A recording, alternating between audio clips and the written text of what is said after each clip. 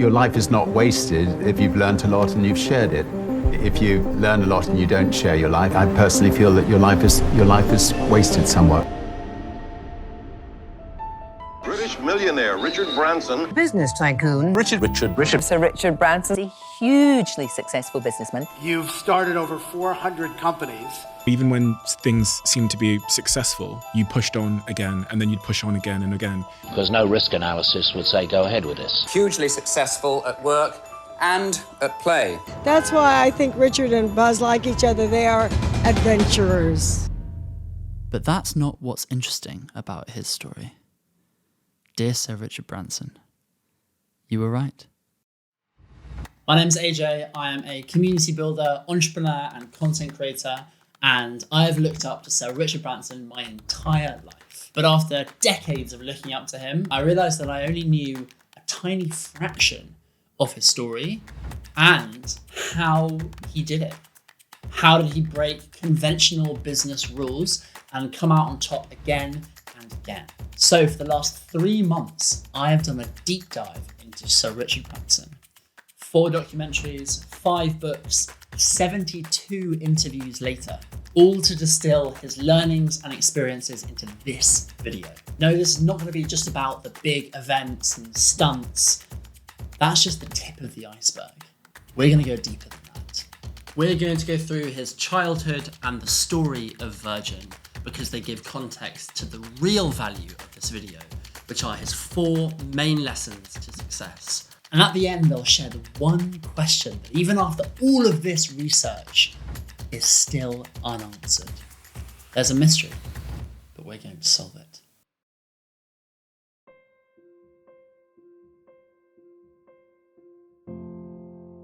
My mum was determined to make us do our own things. So like she infamously pushed me out of the car aged about 5 to get me to walk the 5 miles to grandmother's house, which I got lost. But anyway, she wanted us all to stand on our own 2 feet. And from a very young age, I was maybe doing things a little bit differently. I was dyslexic, so I liked to do things rather than to be sitting studying what was on the blackboard.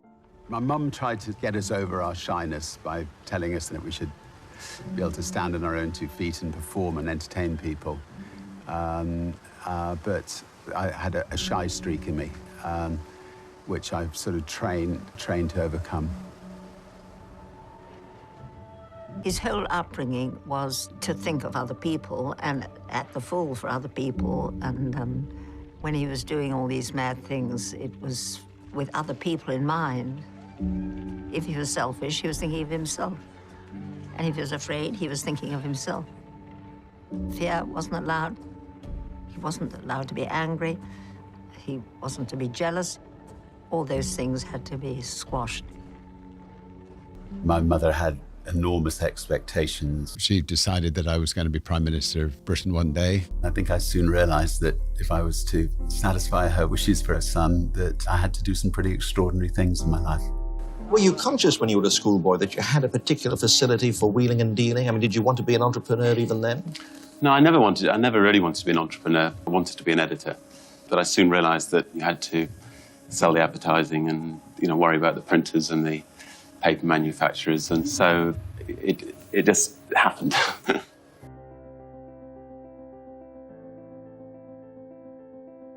Why did you choose that name? As a 15, 16-year-old, I was sitting around in a basement. And one of the girls who was sitting there with me said, well, we're all virgins. Why don't you call it Virgin? And it took us 4 years for the registry office to let us register it. They claimed it was rude.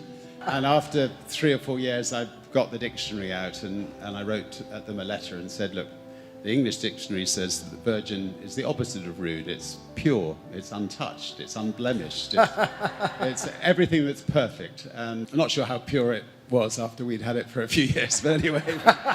Music was all part of the 60s revolution, and our young hero was soon selling cut-price records. Virgin Music was born.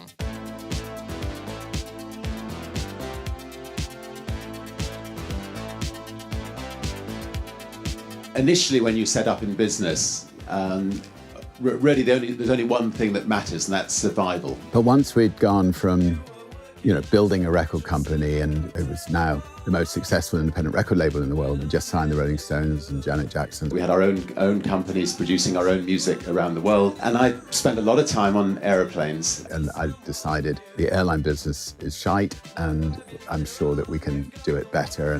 But I couldn't be sure that it would succeed. So the key was in the negotiation with Boeing for the plane was the right to hand it back to them at the end of the first 12 months if it didn't work out. And Boeing agreed to that. And as it turned out, at the end of the first 12 months, everybody loved Virgin Atlantic, and we got another couple of planes from Boeing. But the downside had been protected. And ever since then, any new business I do, I'll look at ways of protecting against absolute disasters. We were very much the David versus the Goliath. The airline's been bullied by British Airways, famously through the Dirty Tricks campaign. We'll have an exclusive interview with a former BA employee who hacked into Virgin's computerized booking system to help poach passengers. They had people going through my rubbish bins, going through the rubbish bins of our clubs, trying to pick up any kind of dirt on us. They were placing stories in the press and so on and so on. It was a really tough time. We took BA to court and we won the biggest libel damages in history.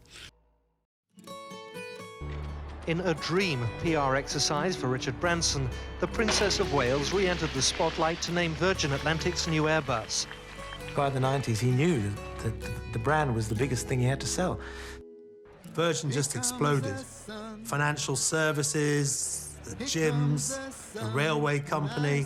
He was doing so much in those days. Following Richard Branson's move from airlines and entertainment into cola production, the Daily Telegraph said that he is seeking world domination. Branson said that was nonsense from his undersea volcano in the Caribbean. It's interesting with business decisions at Virgin. I would just say, screw it, let's do it to most things. There are a few launches you've done where the brand maybe hasn't worked quite as well. Virgin Brides? What happened there? We couldn't find any customers. If we'd stayed still and only focused on one business, maybe let's say the record business, we wouldn't have a business today. So by actually going against the rules of what you learn in business school, we're still going strong 55 years later. Virgin Atlantic, Virgin Records, all these other ones as well. How do you do this? He has a very clear vision of what he wants to do. He wants to be the guy that changes things. If he sees something he doesn't like, he wants to fix it. And most of all, he wants it to be fun.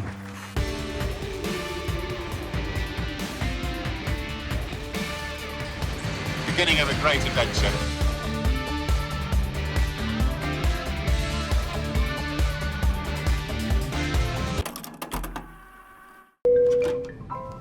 Ladies and gentlemen, welcome aboard this Virgin Atlantic flight. We now have a little announcement, and we please ask you to give your full attention, or you may be sent to the naughty step. We have a lot of fun, and I think the people who work for it enjoy it. The essence of Virgin was fun. It was the fact that we were doing these balloon trips, we were doing these boating trips, we were pulling British Airways' tail. We were building a life brand, and we were having a blast at the same time and having a lot of fun. And why not? Life is short, so you might as well enjoy what you're doing. And if I can enjoy what I'm doing and have Virgin Atlantic blazoned across boats and balloons and sell some airline tickets to pay for the fun, so much the better.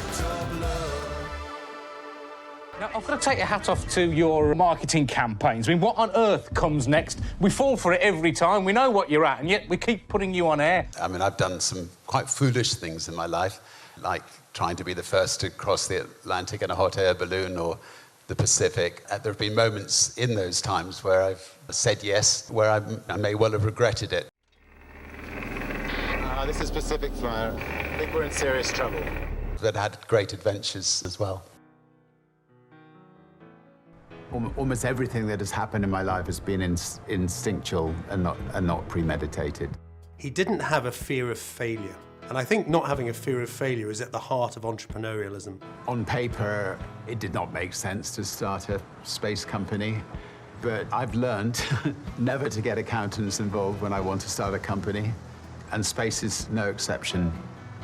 You're the entrepreneur and they're the CFO, so I think you just got to believe in your instinct and go with it. Virgin Galactic set to make its public debut here at the New York Stock Exchange this morning. Exciting day. We're going to space. The business tycoon Richard Branson has sold his Virgin Music Company to Thorn EMI for £510 million. Much of the cash from today's deal has been earmarked for Virgin Airlines. It's a fight for critical mass in an industry where small operators rarely survive. I realised that the whole empire was likely to come crashing down unless I chipped in a chip. And in order to protect the jobs of the people who work for the airline and protect the jobs of the people who work for the record company, I had to sell the family jewellery to protect the airline. It is never easy when a company's sold. I mean, I was so close to all the people who worked there. And I remember running down the street, having just told the staff that I'd sold, and passing an Evening Standard headline which says, "Branson sells for $1 billion," with tears streaming down my face. It's actually good business sense to be socially responsible. You've started talking in recent years about this term capitalist philanthropy. What is that? Enormous responsibility comes with becoming a successful entrepreneur or businessman, because it's essential that capitalists and entrepreneurs give back to society. At least 50% of my time is sort of setting up not-for-profit organizations in the world to tackle some of the bigger problems of the world. If every business could then become a force for good, and you can use your entrepreneurial skills to think, how can we as a company tackle a social problem? And I think if every business could do that, an awful lot of the problems of the world would get resolved. New pictures have reached London of the Iraqi attack on Kuwait City. The invasion by 100,000 Iraqi troops backed by air cover and tanks was brutally efficient. Iraq wants control of Kuwait's territory, its oil, and the money that comes with it. I saw this very powerful footage of Saddam Hussein putting his hand on the head of a young hostage and patting it quite condescendingly. And it just got me thinking, I wonder whether there's any way of getting the hostages out of Iraq. So I drafted a letter to send to Saddam Hussein, and I got a call saying that if I could come to Iraq with medicines, he personally would come to the airport to hand the hostages over. Within the last few minutes, the plane, with the hopes of so many riding aboard her, took off for the Middle East. If all goes well, plane and hostages should be home in the early hours of tomorrow morning. The cat-and-mouse game of who could leave and who couldn't had been played all day, but at last they were free to go. Hello, you're on the plane now. What does it feel Big relief, big relief. This is one of the happiest days of my life. We've just crossed the border.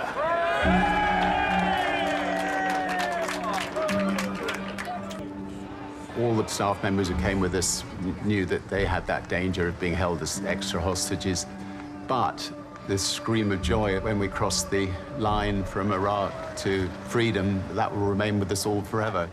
Sometimes it's worth sticking your neck out.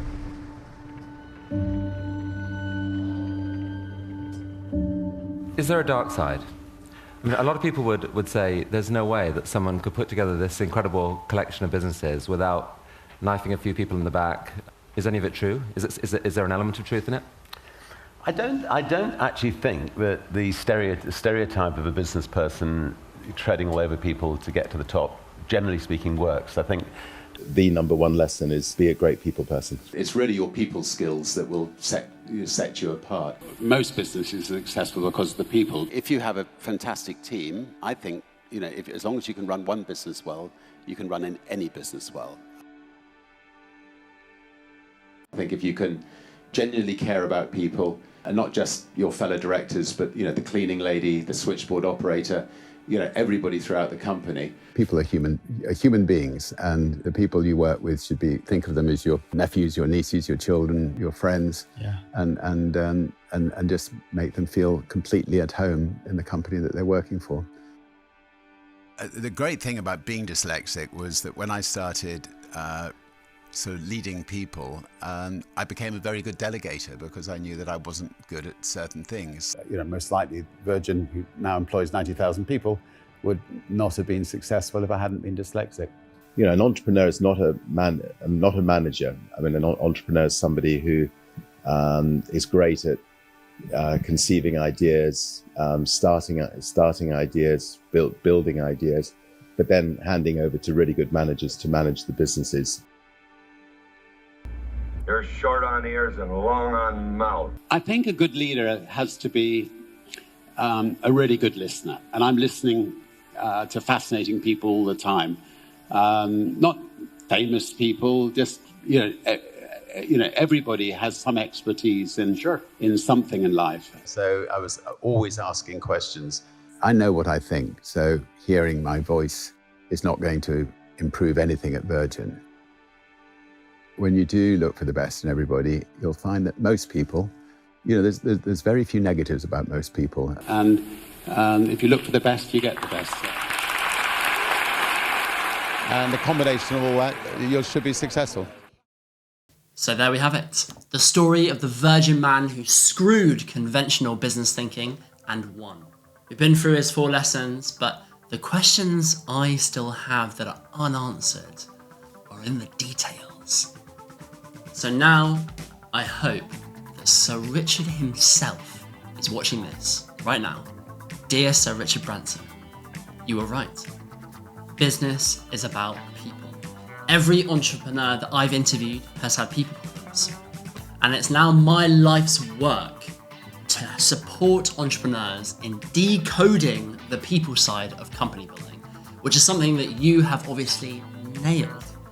Yes, you shared lots of amazing insights in books like The Virgin Way and Like a Virgin, but I believe there is so much potential to go even deeper. I have an endless list of questions like, what did you struggle most to delegate? Where do you not trust your gut with people? How do you stay scrappy after 50 years and 90,000 employees?